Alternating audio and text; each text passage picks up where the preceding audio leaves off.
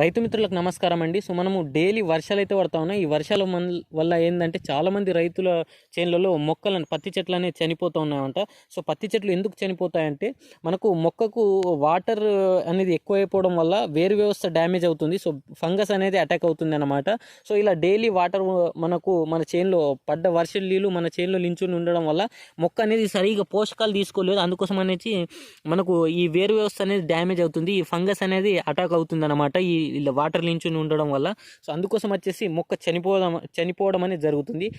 So ఫస్ట్గా వచ్చేసి మనం దానికి ఏం చేసుకోవాలంటే మనకు అయితే కాపర్ ఆక్సిక్లోరైడ్ అనేది మనకు 1.5 గ్రామ్ వచ్చేసి ప్రతి లీటర్కి అనేది మనం డ్రించింగ్ అనేది చేసుకోవాలి. ఇక్కడ కింద డ్రించింగ్ చేసుకోవడం వల్ల మనకు ఫంగస్ అనేది ఫంగస్ అనేది కంట్రోల్ అవుతుంది. నెక్స్ట్ వచ్చేసి మనము ఎకరానికి 20 కేజీల మ్యాగ్నీషియం అనేది మనం వర్షాలు వెళ్ళిపోయిన తర్వాత ఎరువులలో పోసుకోవాలి.